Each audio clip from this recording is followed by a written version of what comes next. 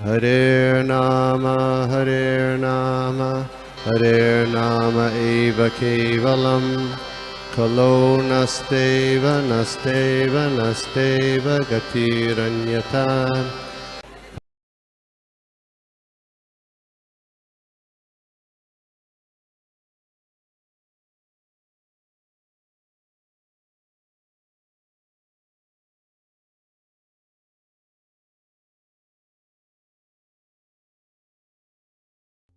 हरे कृष्णा। हरे कृष्णा, सभी के चरणों में प्रणाम। तो आज की जो भागवत कक्षा है उसे हम शुरू करते हैं क्लास को।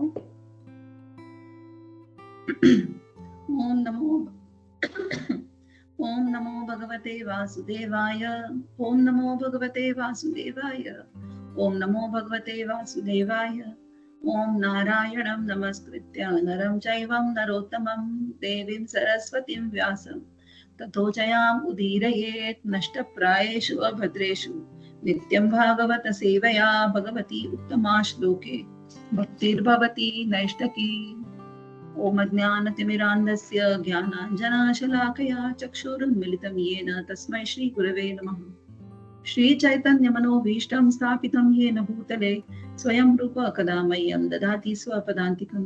वन्देऽहं श्रीगुरो श्रीयुतापदकमलं श्रीगुरून् वैष्णवांश्च। श्रीरूपं साग्रजातं सहगण रघुनाथान्वितं सजीवं साद्वैतं सावधूतं परिजनसहितं कृष्ण चैतन्य देवं श्रीराधा कृष्णपादान् सहगण ललिता श्रीविशाखान्विताश्च। नमो विष्णुपदाय कृष्णपृष्ठाय भूतले श्रीमते भक्तिवेदांत स्वामी निति नामिने। नमस्ते सारस्वते देवे गौरवाणी प्रचारिणे निर्विशेष शून्यवादी पाश्चात्य देशतारिणे। जय श्रील प्रभुपाद की जय। Beautiful kirtan, Aparna Mataji, as usual. Thank you for the very melodious kirtan. Hare Krishna. Thank you माताजी। हरे कृष्णा सभी आप वैष्णव की कृपा से माताजी, थैंक यू सो मच। आपका कृपा है, सभी का कृपा है, सभी हम गा सकते फटाफट। हरे कृष्णा, प्रणाम। हरे कृष्णा। तो आज हमें देखना है तीसरे स्कंद के 13वें अध्याय के 28, 29 एंड 30 तीन वर्सेस हम कवर करने वाले हैं आज, मतलब देखने वाले हैं। कल का प्रभु जी का क्लास एक्सेलेंट था, वो इतना अच्छे से हमें प्रेयर्स के बारे में बता रहे थे and he did the class so well and so active participation के साथ में, वेरी एनर्जेटिक प्रभु जी एज यूजुअल।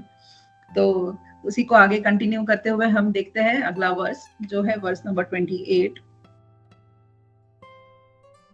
घ्राणेन पृथ्व्या पदवीं विजिघ्रन क्रोडापदेशः स्वयं ध्वराङ्गः करालदंष्ट्रो अप्यकारालदृग्भ्या मुद्वीक्ष्य विप्रान् गृणतो विश्वत्कमः। Translation: He was personally the Supreme Lord Vishnu and was therefore transcendental. Yet because he had the body of a hog, he searched after the earth by smell. His tusks were fearful, and he glanced over the devotees, brahmanas, engaged in offering prayers. Thus he entered the water. तो यहाँ पे इसमें हम देखते हैं कि finally जो वराह का अवतार लिया था भगवान ने, उस अवतार में भगवान ने उस रूप को उन्होंने गिगडैटिक फॉर्म में उन्होंने एक्सपांड किया, हमने देखा। तो ये बहुत ही सुंदर मैत्रेय ऋषि और विदुर जी के बीच का संवाद है। और विदुर जी के प्रश्न जो है वो इतने अच्छे हैं कि उससे सभी को, मतलब हमेशा कहते हैं ना, प्रश्न ऐसे होने चाहिए कि जिसका सबको ही लाभ हो। तो विदुर जी का ये जो सवाल है उसको मैत्रेय मुनि इतने अच्छे से लाइक एड्रेस कर रहे हैं, उसको आंसर कर रहे हैं कि उसके सवालों से हम सभी का लाभ हो रहा है। और हमें जैसे भगवान के इन अवतारों के बारे में हमें विस्तार से सुनने मिल रहा है। तो मैत्रेय ऋषि ने बहुत अच्छे से विस्तार से एक सुंदर तरीके से संवाद के रूप में भगवान के इस अवतार के बारे में बताया। तो हम देखते हैं कि ये जो है लीला है वो श्वेत वराह, सफेद वराह कलर के, श्वेत कलर के वराह है, उनकी लीला का वर्णन है। तो उनकी लीला का जो वर्णन है यहाँ पर मैत्रेय मुनि ने बहुत अच्छे से किया। मतलब अभी हम 30th वर्ष तक आए, जो बिगिनिंग होते होते हुए कैसे भगवान उन्होंने ब्रह्मा जी के नासिका से उत्पन्न हुए, और उसके पीछे का बैकग्राउंड हमने सबने देखा है अभी तक। तो यहाँ पर देख रहे हैं कि मैत्रेय मुनि ने उसका वर्णन इतने अच्छे से किया है। और इस श्वेत वराह की जो चर्चा जो है वो अभी 30th वर्ष तक चलेगी। उसके बाद में अगले वराह की चर्चा भी आएगी इसमें, हम जिसको हम आगे देखेंगे। लेकिन 30th वर्ष जो है ये श्वेत वराह के बारे में चर्चा चलेगी। तो यहाँ पर हम देखते हैं परपट में शिला प्रभुपाद बता रहे हैं, we should always remember that although the body of a hog is material, the hog form of the Lord was not materially contaminated. इस भौतिक जगत में हम आने के बाद देखते हैं कि ये जो शुक्र है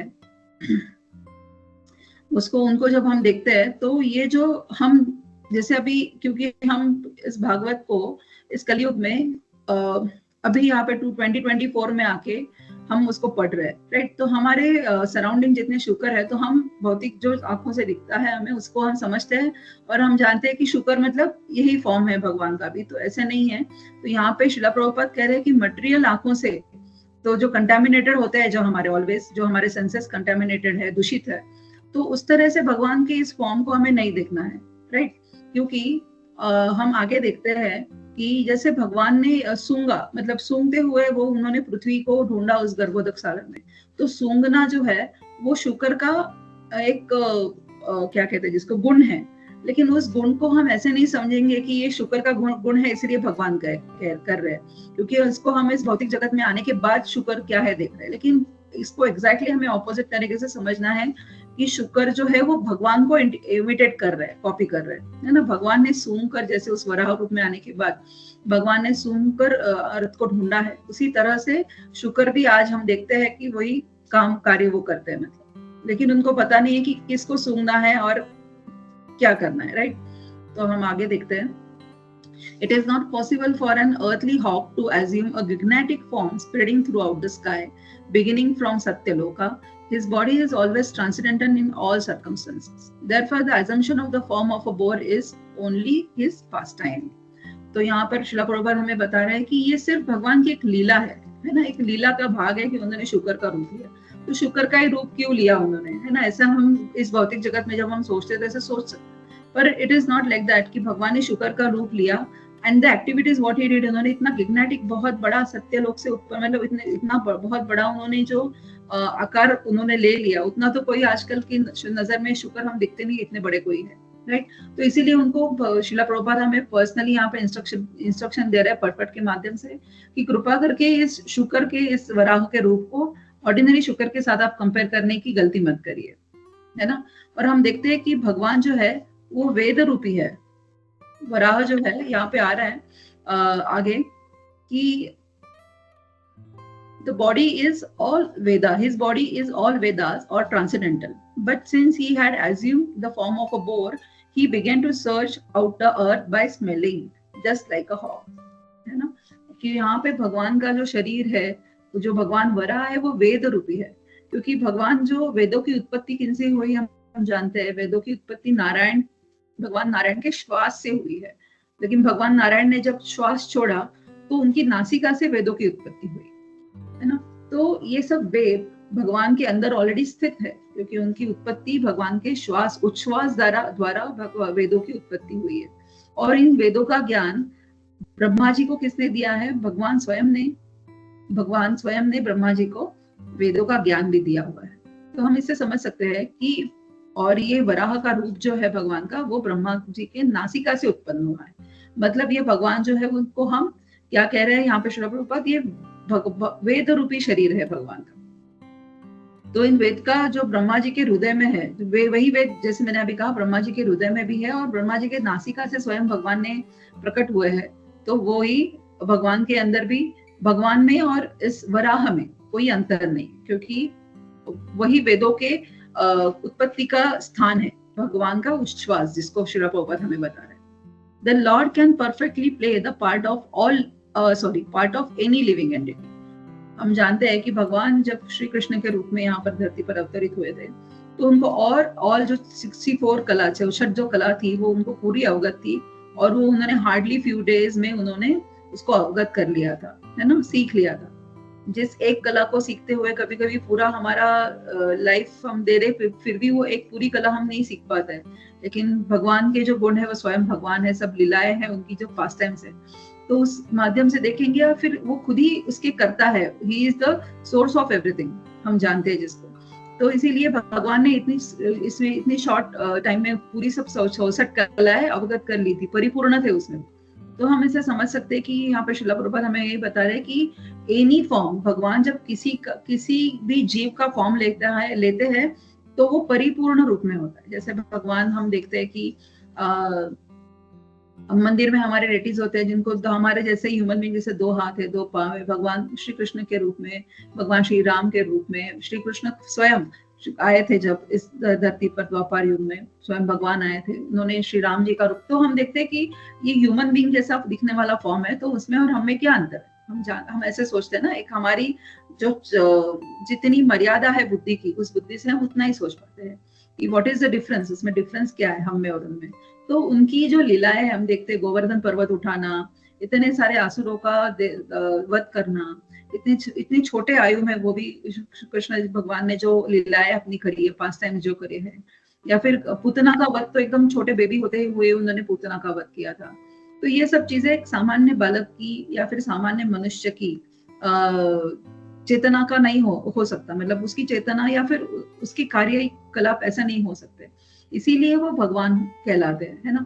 तो यहाँ पे श्रील प्रभुपाद हमें बता रहे हैं कि भगवान कोई भी फॉर्म लेते हैं, जैसे यहाँ पर वराह शुक्र का फॉर्म हम देख रहे हैं, तो वो फॉर्म हमेशा क्या होता है? परिपूर्ण होता है, इट्स अ कंप्लीट, इसमें कोई इनकम्प्लीटनेस या अपरिपक्वता नहीं होती उसमें। वैसे ही भगवान ने शुक्र का जब रूप लिया, शुक्र हम देखते हैं कि कैसे सूंघते हैं, है ना, उनकी वो एक कला है चीजों को ढूंढने की, तो उसी तरह, या फिर सेंस करने की, तो उसी तरह भगवान ने क्या किया था, जब वराह रूप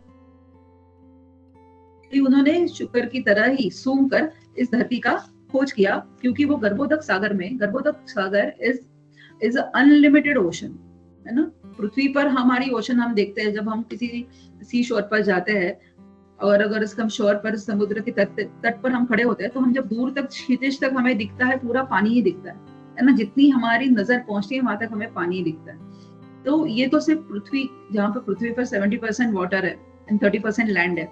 तो हम देखते हैं कि ये 70% वाटर ही हमें इतना कभी कभी विस्मय चकित कर देता है, क्योंकि हम कभी डीप ओशन में चले जाते हैं, कभी अगर वेल वॉचिंग के लिए चले गए या फिर डॉल्फिन वॉचिंग के लिए अगर कभी जाते हैं, तो देखते हैं कि इतने डीप समुद्र में हर जगह पानी ही पानी दिखता है। तो ये सिर्फ 70% वाटर सिर्फ एक अर्थ के प्लैनेट की बात हो रही है, लेकिन ये जो गर्भोदक ओशन है, इट इज अनलिमिटेड, बहुत ज्यादा, मतलब इतना विशाल है कि उसमें इतनी छोटी सी अर्थ को ढूंढ पाना भी बहुत मुश्किल था। इसके लिए भगवान ने क्या किया, शुक्र का रूप धारण करके उन्होंने सूंघ कर उस अर्थ को निकाला है, ऐसे यहाँ पर हमें समझ में आ रहा है। तो the magnetic feature of the boar was certainly very fearful for all non-devotees, but to the pure devotees of the Lord he was not at all fearful. On the contrary, he was so pleasingly glancing upon his devotees that all of them felt transcendental happiness. तो यहाँ पे श्रील प्रभुपाद बहुत अच्छे से यहाँ ये बता रहे हैं कि ये जो लॉर्ड के, अभी देखिए जैसे नरसिम्हा अवतार है ना, या फिर ये वराह अवतार है, तो ये वराह अवतार होते होते इतना विशाल हो गया कि उसने इतनी बड़े गर्भोदक सागर में जब जंप किया, मतलब वो आगे के वर्सेस में आएगा उसका एक्सप्लेनेशन भी, तो उससे एक सामान्य व्यक्ति जो है वो संभावना है कि डर ही जाएगा उस रूप को भगवान के देखकर। लेकिन यहाँ पर श्रील प्रभुपाद हमें बता रहे कि एक जो नॉन डिवोटी है, जो भक्त नहीं है भगवान का, उसको ये भगवान के कार्यकलाप जो है वो शायद डरा सकते हैं, है ना, इतना बड़ा रूप देखकर। बट जो भगवान के भक्त है, प्रहलाद महाराज हम देखते हैं, वो नहीं डरे नरसिम्हा भगवान से। उसी तरह से जो भगवान के भक्त है, जो ऋषि मुनि वहां पर प्रेजेंट थे और वो भगवान की प्रार्थना कर रहे थे कि इस धरती को आप ढूंढ के निकालिए, पृथ्वी को ढूंढ के निकालिए, जहां पर जीवों की उत्पत्ति हो सकती है, और वो इस डीप ओशन में चली गई है, ताकि तो फिर कहाँ से हम जीवों की उत्पत्ति कर सकते हैं। इसीलिए भगवान ने अवतार जो लिया, वो भक्तों की प्रार्थनाएं सुनकर, जैसे हमने कल क्लास में सुना कि भगवान की प्रार्थना में कितनी ताकत होती है, और कैसे भगवान की प्रार्थना भी हमें करनी चाहिए, कैसे भगवान का ग्लोरिफिकेशन हमें करना चाहिए। तो जैसे ही ये ऋषि मुनि जब अपनी भगवान को जो प्रार्थना कर रहे थे कि इस पृथ्वी को बचाओ, या फिर गर्भोदक सागर से आप बाहर निकालो, तो भगवान ने क्या किया, वो उनसे डरे नहीं। भगवान का इतना बड़ा बड़ा रूप देखकर वो ऋषि मुनि उनसे डरे नहीं, because they were the devotees of the Lord, वो भगवान के भक्त थे। तो भगवान के भक्तों के लिए ये भगवान की लीलाएं समझना, ये अवतारों को खुद महसूस करना या फिर देखना, वो उनको डरावना नहीं लगता, राइट। ये सब चीजें भक्तों को नहीं डराती, हालांकि वो उनको प्लीजिंग लगती है, मतलब बहुत शांति से वो भगवान के इस रूप को निहारते हैं, देखते हैं और उससे प्रसन्न भी होते हैं और उसका पूरा पूरा लाभ उठाते हैं कि भगवान स्वयं हमें दर्शन दे रहे हैं। जैसे हम टेम्पल में जाते हैं और भगवान के जब दर्शन करते हैं डेटीज के, जैसे भी यहाँ पे बेंगलोर में राधा विनोद है, श्री राधा विनोद है, या फिर गौर नेता है, जगन्नाथ बलदेव सुभद्रा है, तो जब हम उनके दर्शन करते हैं तो हम उस दर्शन से बहुत सारे लाइक प्लीजिंग हमें एक्सपीरियंस आता है ना, उनको देख के। तो ये जब भी ये ऋषि मुनि भगवान वराह का इतना बड़ा गिग्नाटिक, इतना जायंट रूप देखकर भी वो डरे नहीं, क्योंकि they were the devotees of the lord, इसीलिए वो उनसे डरे नहीं। हालांकि वो उनको प्रे कर रहे थे और उनकी जो प्रेयर्स थी उनको सुनकर भगवान ने उनकी तरफ देखा and then he jumped into the ocean. तो इस वर्ष में हमें 28 नंबर के वर्ष में हमने यहाँ तक देखा। उसमें एक भगवान की जो और एक पॉइंट ऐसा है कि भगवान की जो शरीर है ना, जो शुक्र का शरीर भगवान ने धारण किया था, वो दिव्य है, क्योंकि भगवान देखते हैं कि हम भगवान अपने शरीर से कुछ भी व्यक्त कर सकते हैं। भगवान अपने शरीर से कुछ भी व्यक्त, वैसे देखा जाए तो भगवान को जरूरी नहीं है कि खुद ही जंप करे पानी में और अर्थ को बाहर निकाल के लेकर आए, right. He can do it. वैसे ही वो सिर्फ अपनी without moving from the place, अपनी जगह से नहीं हिले हुए भी वो काम ये कर सकते थे, लेकिन भगवान को ये लीला करनी थी, उनको ये वराह का रूप लेना था, अपने पास टाइम्स, अपने भक्तों को वो प्रसन्नता देनी थी, इसीलिए भगवान ने ये पास टाइम किया था। और बुद्धिमान जो व्यक्ति होते हैं वो भगवान की इन लीला को क्या करते हैं, वेद और शास्त्रों के चक्षु से दिखते हैं, इसीलिए उनको उस बात से क्या होता है, डर नहीं लगता देखकर, है ना। वो बिविल्डर नहीं होते कि ये क्यों है, कैसे है, ये कैसे हो सकता है, तो वो कभी बिविल्डर नहीं होते, क्योंकि वो शास्त्र चक्षु या वेदों की चक्षु से ही भगवान के इस पास टाइम्स को, भगवान की इन लीलाओं को देखते हैं और समझते भी है। और जो क्या होता है, भगवान तो क्या होता है, अंतर्यामी है, वो सब कुछ जानते हैं, है ना, वैसे देखा जाए तो। फिर भी वो सूंघकर पृथ्वी की तलाश कर रहे हैं। वो सूंघकर पृथ्वी की तलाश में क्यों? क्योंकि उन्होंने एक सूकर का शरीर, एक विराह का शरीर उन्होंने धारण किया है। सो ही इज कंप्लीट। जो कोई वो फॉर्म लेते हैं, हमने देखा किसी भी जीवात्मा का वो जब शरीर धारण करते तो उसके जितने भी फीचर्स है वो उन्हें पूरी मात्रा से होते, इसीलिए वो सूंघकर पृथ्वी की तलाश में है। तो भगवान की शरीर से कुछ भी उत्पन्न हो सकता है। वैसे एक कथा में मैं सुन रही थी कि एक बार नर नारायण ऋषि जो है वो तपस्या के लिए बैठे थे, और नर नारायण ऋषि की तपस्या को भंग करने के लिए इंद्र भगवान, जो हमेशा ही ऐसी कुछ कार्य करते हैं, करने में ही वो संलग्न हमेशा होते हैं, तो सूर्य इंद्र जो है वो, उन्होंने अपने बहुत सारे अप्सराएं भेजी उनकी तपस्या को भंग करने के लिए। लेकिन नर नारायण ऋषि तो भगवान के अवतार है, हम सब जानते हैं, तो उनकी तपस्या बिल्कुल उन सब कार्यों से भंग नहीं हो पाई। और जब नर नारायण ऋषि की तपस्या समाप्त हुई तो उसके बाद में जो है नर नारायण ऋषि ने देखा कि इंद्र बिजी है हमको डिस्टर्ब करने में, अप्सराओं को भेजने के लिए। तो नर नारायण ऋषि को उसका डेफिनेटली गुस्सा नहीं आया। व्हाट दे डिड, उन्होंने क्या किया, अपनी जांघों का मतलब उनके थाइस का उन्होंने मंथन किया और उसमें से एक सुंदर अप्सरा निकल आई। तो इतनी सुंदर अप्सरा थी, इंद्र देखकर ही हैरान हो गया कि अरे ऐसी इतनी सुंदर अप्सरा तो आज तक इंद्रलोक में मैंने नहीं देखी है, स्वर्गलोक में नहीं है। तो इसी को कहते हैं कि जांघ मतलब ऊर्व, और उसको मंथन करना मतलब वशी, मतलब उसने उर्वशी नामक अप्सरा पैदा करी नर नारायण ऋषि ने, और वो इंद्र को दे दी। और फिर it means to say that कि जिस अप्सराओं को भेजकर वो उनकी तपस्या भंग करने की कोशिश कर रहा था, उनसे कई अधिक गुना सुंदर अप्सरा तो उन्होंने अपने शरीर से उत्पन्न करी नर नारायण ऋषि ने, है ना। इसका मतलब यही हम जानते हैं, इस एग्जाम्पल से देख सकते हैं कि भगवान अपने शरीर से कुछ भी उत्पन्न कर सकते हैं। तो उनको जरूरी नहीं है कि हम, जैसे हमने कहा पृथ्वी की तलाश में वो जाए, वैसे ही वो कर सकते थे काम, लेकिन he did it because he want to give a pleasure to his devotees, है ना। इसलिए उन्होंने वो लीला करने के लिए ये पास टाइम्स उन्होंने क्रिएट किया। और इससे हम समझ सकते हैं कि कोई भी चीज को हमें ये जो लीलाएं हम इस भागवतम के शास्त्र से माध्यम से सुन रहे हैं, तो इन लीला को हमेशा हमने आज तक कई बार इस सेंटेंस को सुना है कि हमेशा हमें क्या करना है, एक ऑथराइज्ड जो सोर्स है उसी से हमें सुनना है, क्योंकि उसी का इंपॉर्टेंस है। अगर हम ऑथराइज्ड सोर्स से ना सुने, या किसी मायावादी से इस बात को सुने या फिर किसी और गलत सोर्स से अगर उसको सुने तो उसको मिस इंटरप्रेट भी हो सकता है और हम और भी कंफ्यूजन में जा सकते हैं, है ना। तो अभी हम 29 वर्स को देखते हैं क्विकली।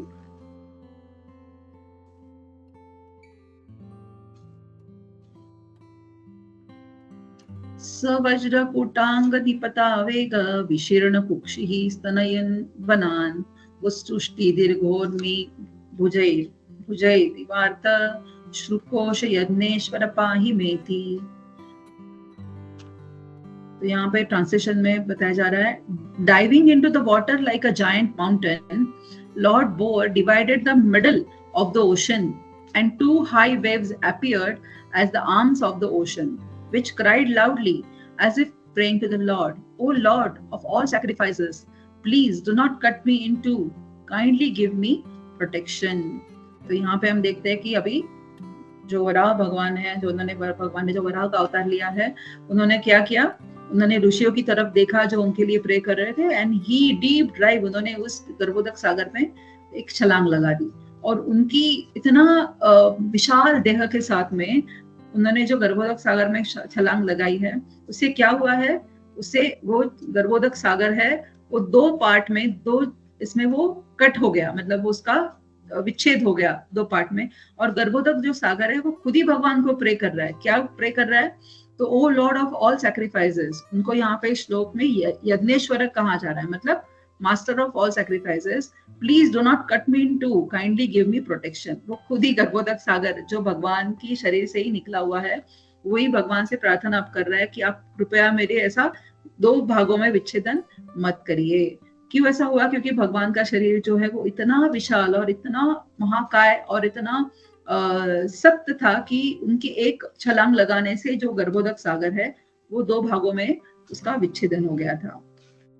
तो हम उसको देखते हैं कि उसके पट बहुत छोटा है, उसमें शिला प्रभुपाद बता रहे हैं, शिला प्रभुपाद की जय। Even the great ocean was perturbed by the failing of the mountain-like body of the transcendental boar, and it appeared to be frightened, as if death were imminent। मतलब प्रभुपाद यहाँ पे बता रहे हैं कि जो शरीर का विच्छेद हुआ, गर्भोदक सागर जो विच्छेद हुए, दो भागों में उसका कट हुए, तो it is appearing like a death। वो उस गर्भोदक सागर के लिए वो मृत्यु प्रतीत हो रही थी, इसीलिए वो भगवान को प्रे कर रहे थे कि ओ यज्ञेश्वर, मतलब जो मतलब God of all sacrifices, please आप मेरी रक्षा करिए। तो भगवान की जो ये लीला भगवान जब कर रहे थे, तो जो भक्त है वही उसको समझ सकते हैं, और जो क्या कहते हैं जिसको फुलिश है, मतलब जो मूर्ख है, जो उसको समझना उनके लिए बहुत मुश्किल है, क्योंकि वो उनका नजरिया ही अलग है, उनकी देखने का तरीका अलग है उसकी तरफ, तो उनको डरावना लग सकता है। और फिर भगवान ने शुक्र का रूप लिया, मतलब इट इज सो अनइमेजिनेबल, इतना छोटा सा एक प्राणी है, इतना क्या कहते हैं जिसको उसको हम लोग बिल्कुल भी नोटिस नहीं करते कहीं पर भी। तो ऐसे एक जीव का शरीर भगवान ने धारण किया, मतलब वो थोड़ा सा उनको अनप्लीजिंग सा लग सकता है, लेकिन यहाँ पर भगवान के जो भक्त हैं वो इस भगवान की लीला को पूरी तरह से उसको समझते हैं और उसका आस्वादन भी करते हैं, है ना। तो हम देखते हैं कि जैसे इस चीज को लेकर कि जैसे भगवान राम है ना, भगवान श्री राम, जब प्रभुपाद ही उसका एग्जाम्पल लेते हैं इस चीज का कि there are many pious kings, बहुत सारे राजा होके गए, लेकिन क्या हुआ है, हमने देखा है कि बट स्टिल लॉर्ड राम जो है, भगवान राम जो है, वो एक सुप्रीम पर्सनैलिटी ऑफ गॉडहेड की तरह से उनको एक्सेप्ट कर लिया गया, क्योंकि क्या था, उन सब राजा में वो महान थे, अलग थे, है ना।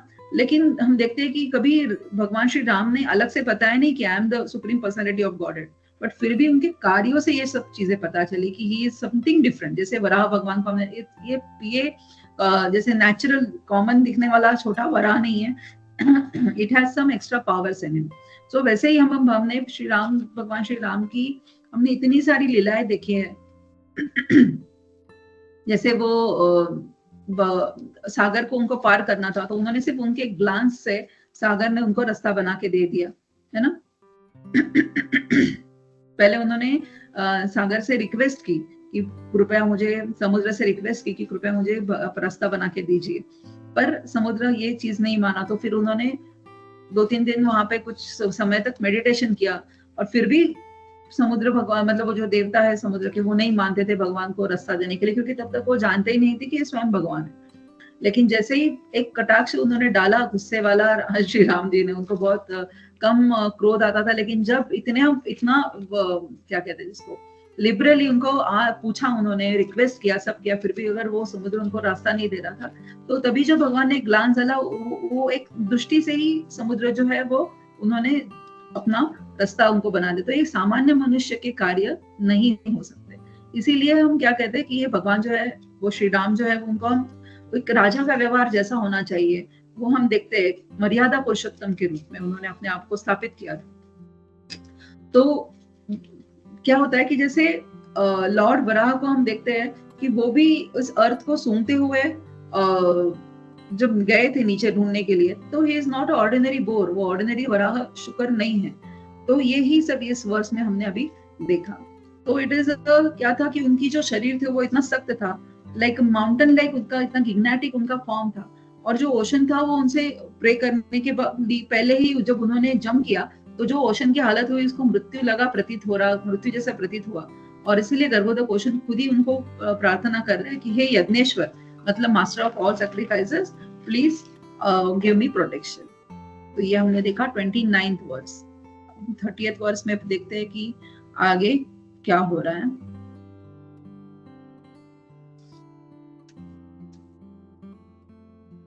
खुरैः क्षुरप्रेदरयंस्तदाप उत्पारपारं त्रिपरुरसायां ददर्शगां तत्र सुरग्रे यां जीवधानिं स्वयं व्यदत्त।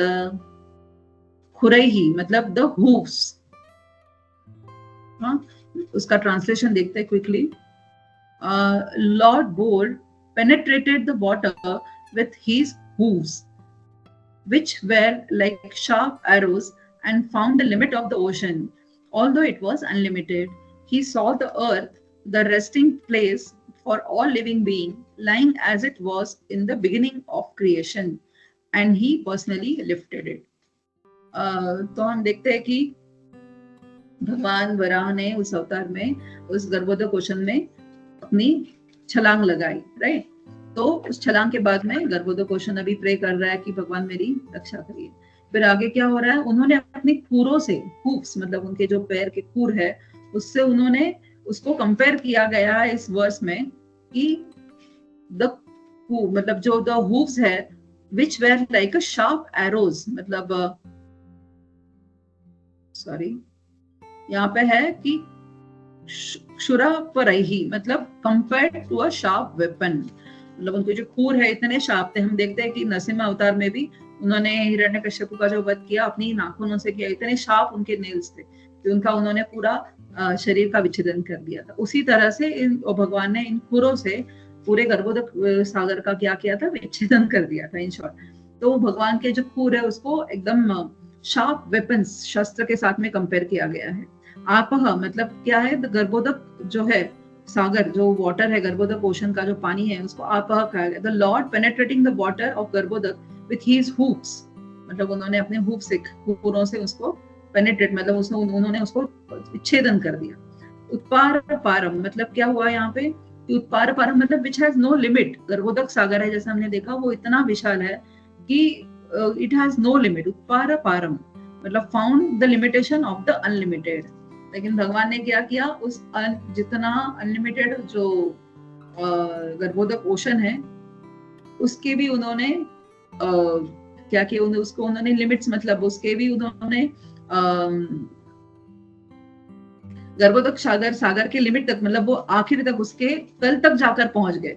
अर्थ को सूंघते सूंघते ढूंढते ढूंढते भगवान ने जो जंप करी थी गर्भोदक सागर में, तो उन्होंने अपने खूरों से उसका विच्छेदन किया एंड अर्थ को सूंघते हुए वो कहाँ तक जाके पहुंचे, उसके लिमिट तक, क्योंकि गर्भोदक सागर अनलिमिटेड है, उसके लिमिट तक मतलब उसके तल तक जाकर वो पहुंचे, क्योंकि तल में जो है वो अर्थ धस गई थी वहां से, तो उसको निकालने के लिए भगवान जो है वराह के रूप में वहां तक पहुंचे।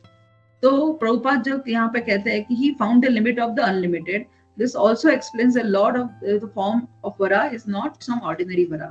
तो ये भी एक बात है कि जो अनलिमिटेड इतने गर्भोदक सागर के ओशन में इतनी छोटी सी अर्थ को ढूंढ पाना मुश्किल था, लेकिन वो स्वयं भगवान है तो वो कर पाए, इसीलिए वराह का जो रूप है it's not something ordinary, again and again prove हो रहा है इन वर्सेस के माध्यम से। तो ही इज त्रिपुरा, यहाँ पे त्रिपुरा भी एक वर्ड आया है इस वर्ष में। त्रिपुरा मतलब again the Lord of sacrifices, जो यज्ञेश्वर हमने लास्ट वर्ष में देखा था, उसी तरह से त्रिपुरा भी आया। स्वयं अभ्यगता मतलब क्या, the Lord personally lifted the earth on his tusk. स्वयं अभ्यगता मतलब उन्होंने क्या किया, वो अनलिमिटेड गर्भोदक सागर के लिमिटेड मतलब उसके तल तक पहुंचे और उन्होंने अर्थ को अपने पृथ्वी को अपने इस पे ले लिया। तो हम परपट तो पढ़ लेते हैं जल्दी से। The word रसायाम is sometimes interpreted to means रसातल। तो यहाँ पे शिला प्रभुपाद हमें एक अच्छा पॉइंट यहाँ पे बता रहे हैं कि जब हम रसायाम ये वर्ड पढ़ते हैं तो ऐसा लगता है उसको मिस इंटरप्रेट किया जाता है कि इट्स लाइक अ रसातल, है ना। लेकिन यहाँ पे रसातल मतलब क्या, लोअर प्लैनेटरी सिस्टम्स, मतलब अर्थ के भी 7 लेयर्स नीचे आने वाला जो प्लैनेटरी सिस्टम मतलब जो सिस्टम है उसको रसातल कहते हैं। उसको हम ये सब नाम हम जानते हैं, अतल, वितल, रसातल, तलातल, है ना। तो रसातल जो है 7 स्टेप्स नीचे आता है अर्थ के। तो यहाँ पे रसायाम ये वर्ड जब पढ़ते हैं तो जो भौतिकवादी है या फिर जो मायावादी है, जो या फिर शास्त्रों को नहीं समझ सकते हैं अच्छी तरह से, वो क्या कह रहे हैं यहाँ पे, रसायाम मतलब अर्थ जाके रसातल में धस गई थी, ऐसा उसको मिस इंटरप्रेट किया जाता है। लेकिन शिला प्रभुपाद यहाँ पर हमें क्लियर बता रहे हैं, but that is not applicable in this connection. According to Vishwanath Chakravarti Thakur, the earth is 7 times superior to the other planetary systems, namely Tal, Atal, Talatal, Vital, Rasatal, Patal, etc. Therefore, the earth cannot be situated in the Rasatal planetary system. It is described in the Vishnu Dharma. मतलब यहाँ पर शिला प्रभुपाद हमें बता रहे हैं कि जो miss interpretation है कि रसायाम इस शब्द को सुनने के बाद में, अभी रसायाम इस शब्द का अर्थ क्या है हम उसमें देखते हैं। Rasayam means within the water, रस मतलब water, rasayam means within the water, और वो विद इन द वाटर मतलब गर्भोदक सागर के उस पानी में अर्थ धस गई थी, ऐसा उसका मतलब है। लेकिन जब उसको मिस इंटरप्रेट किया जाता है तो रसायाम का अर्थ निकाला जाता है रसातल। तो ये शिला प्रभुपाद हमें यहाँ पे बताना चाहते हैं आचार्यों के इसके द्वारा कि ये गलत मिस इंटरप्रिटेशन है, गलत समझ है कि वो अर्थ जो है वो रसातल में नहीं धसी थी, वो गर्भोदक सागर में ही उसके डीप ओशन में जाकर धस गई थी। तो यहाँ पर जो है शिला प्रभुपाद हमें एक्सप्लेन कर रहे हैं कि जीव गोस्वामी बताते हैं कि वराह भगवान जो है वो उनके 2 मिलेनियम मतलब वो क्या कहते हैं, दोनों युग में वो आए थे, है ना। तो just to making understand Maitreya और मुनि क्या कर रहे हैं इसमें कि जो दोनों पास्ट टाइम है श्वेत वराह और इनके, वो मिक्स कर रहे हैं। इन द सेंस क्या हो रहा है कि हमें विदुर जी को वो इजीली अंडरस्टैंड हो जाए, इसके लिए वो इस तरह से बताया जा रहा है। तो स्वयंभू मनु और चक्षुषा मनु, स्वयंभू मनु के टाइम पर जो वराह भगवान अवतरित हुए थे वो है ये श्वेत वराह। तभी जो अर्थ है वो जाकर गर्भोदक सागर में धस गई थी और भगवान ने वराह रूप में जाकर अपने खुद के टस्क में उन्होंने अर्थ को उठाकर बाहर लिया। और चक्षुषा मनु जब थे तो उनके टाइम पर ये हिरण्याक्ष का जो एपिसोड है वो आता है। तो ऐसे मैंने वो क्लास जब मैंने इस वर्स के लिए रिफर किया था उसमें तो प्रभु जी ये चीज से लेकर हमें वो समझाने की कोशिश कर रहे थे कि हिरण्याक्ष का जो पास्ट टाइम है उस वराह जब आए थे भगवान, तो वो चक्षुषा मनु का जो टाइम है वहां पर वो आए थे। तो हम देखते हैं कि किसी भी चीज को अगर हमें ऐसे एनालाइज करना है तो हमें क्या करना है, साधु, गुरु और शास्त्र, इनका क्या कहते हैं, उनके माध्यम से ही हमें इन चीज को एंटिसिपेट करना है, उसको समझना है। तो यहाँ पर शिला प्रभुपाद बता रहे हैं, इसीलिए शिला प्रभुपाद परपट में विश्वनाथ चक्रवर्ती ठाकुर जी का एग्जाम्पल हमें दे रहे हैं, मतलब उनका नाम बताकर हमें दे रहे हैं कि वो खुद ऐसे बता रहे हैं कि ये रसातल में जाना मतलब रसालय मतलब नॉट की रसायाम मतलब ये जरूरी है, इसका ऐसा नहीं समझना है कि वो रसातल में गई थी अर्थ, है ना। तो वहां पे एक श्लोक भी दिया है, ठीक है, हम उसे नहीं पढ़ते हैं। Therefore the Lord found the earth on the bottom of the Garbhodak ocean, where the planets rest during the devastation at the end of Brahma's day. This is very important last line of the verse, that Brahma ji के एक जब उनका एक दिन समाप्त होता है तो जब पार्शियल एनिहिलेशन होता है, डिवास्टेशन होता है, उस वक्त पर जो ये अर्थ है वो जाकर गर्भोदक सागर के रसातल में नहीं, गर्भोदक सागर के क्या कहते हैं डीप ओशन में जाकर वो दस गई थी। और तो ब्रह्मा जी जब वराह रूप भगवान ने लिया तो उन्होंने क्या किया था, अपने खुरों से उस गर्भोदक सागर को विच्छेदन करके वो अनलिमिटेड ओशन में उसके लिमिट तक, मतलब उसके अंत तक वो जाकर पहुंचे, सूंघते हुए उस अर्थ को ढूंढने के लिए। तो यहाँ पे हमें श्रीला प्रभुपाद ऐसे ही एक्सप्लेन कर रहे हैं जो हमने अभी देखा कि भगवान के इस अवतार को इसलिए कॉमन वराह के रूप से नहीं देखना चाहिए, एक पहली बात। और दूसरी बात है कि रसायाम मतलब उसका अर्थ रसातल ऐसा नहीं होता, अर्थ जाकर रसातल में नहीं दसी थी, हमें अच्छी तरह से समझ लेना है इस बात। So it is actually if we analyze properly understand the साधु गुरु शास्त्र, जैसे हमने अभी देखा कि साधु गुरु शास्त्रों के माध्यम से ही हमें इन चीजों को एनालाइज करना और समझना भी है, तो इसी तरह से कोई कंफ्यूजन क्रिएट नहीं होगा हमारी समझ में। और अगर हम भगवान की जो है लीला है, जो पास टाइम भगवान कर रहे हैं, अगर हम इसको अच्छे से समझते हैं तो, क्योंकि ये समझना बड़ा मुश्किल है काम, है ना, क्योंकि हम ही कितने कंफ्यूज हो जाते हैं ये पढ़ते हुए, तो ये इट इज नॉट इजी। इसीलिए हमें जैसे हम खुद ही भगवत गीता का फर्स्ट पेज मिल जाते हैं हाथ में, हमने कभी ओपन किया था तो लगता है ये कितनी डिफिकल्ट है समझना। जैसे जैसे हम अगले वर्सेस पढ़ते जाते हैं तो it's not easy to understand क्या कहना चाहते हैं प्रभुपाद इस मैसेज में।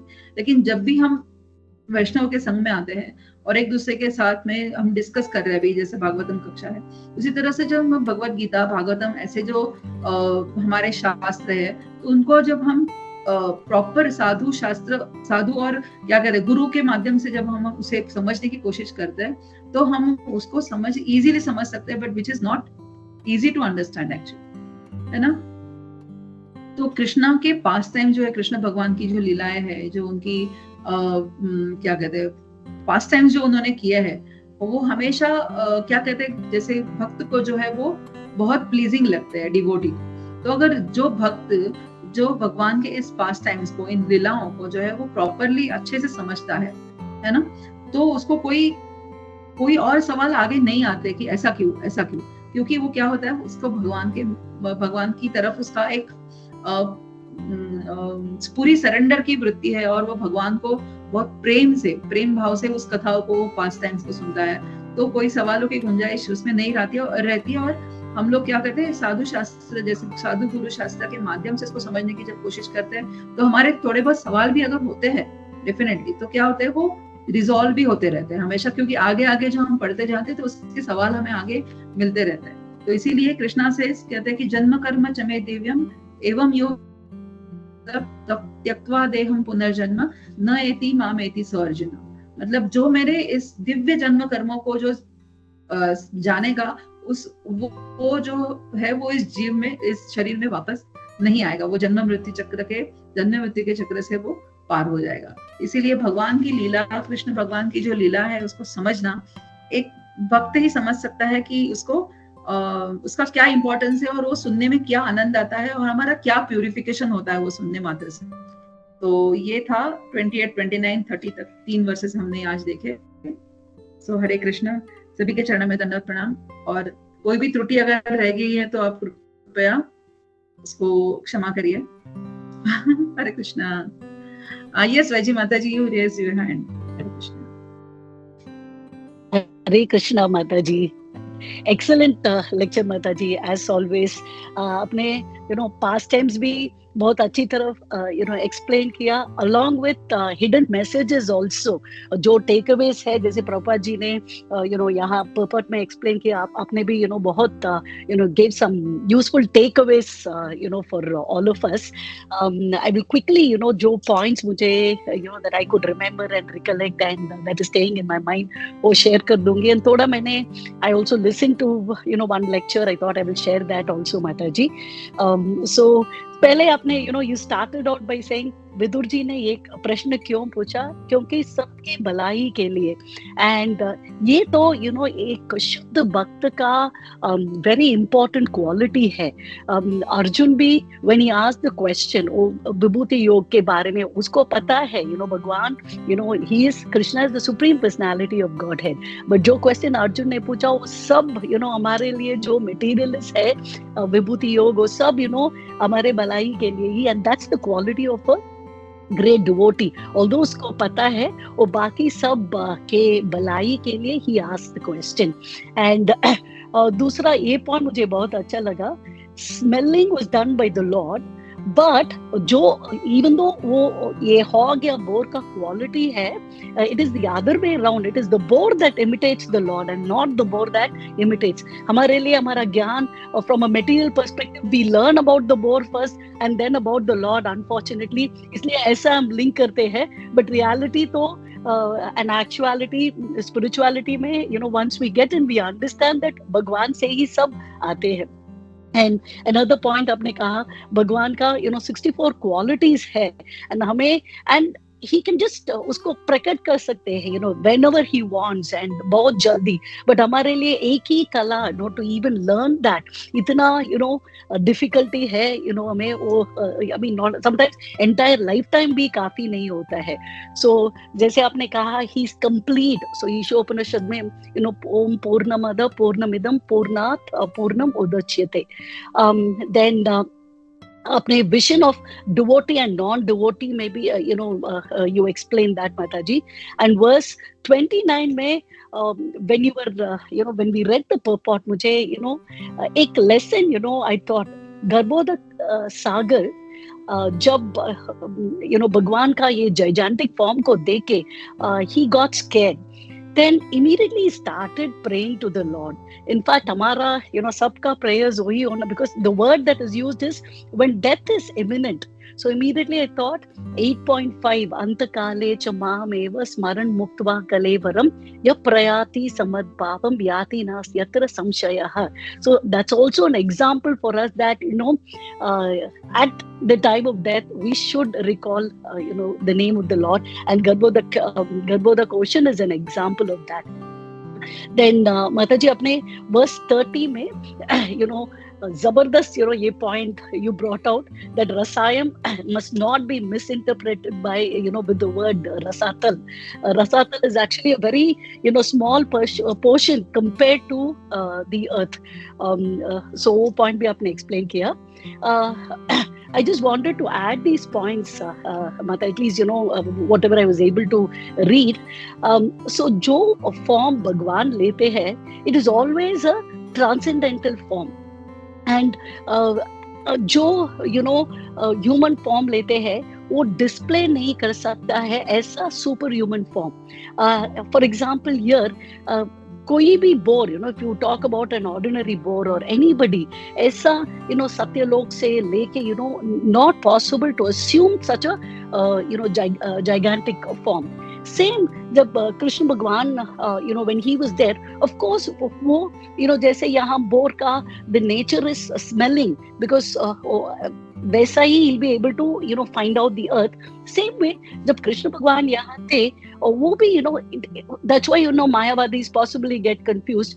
वो जो साधारण ordinary human being जो काम करते हैं वो कर रहे थे, like वो अर्जुन का फ्रेंड था, एक पॉलिटिशियन था, एंड योदा था बैटलफील्ड में. सो ये सब देखे लोग they get confused. But Krishna भगवान भी इतना सुपर ह्यूमन एक्टिविटीज डिस्प्ले किया, वो तो वो समझ में नहीं आता है उन लोगों का, लाइक लिफ्टिंग द गोवर्धन हिल, और जब when he was born वो 4 हाथ से he was born. So similarly यहाँ they display super human qualities, and हमें वो विजन होना चाहिए थी कि ये भगवान है.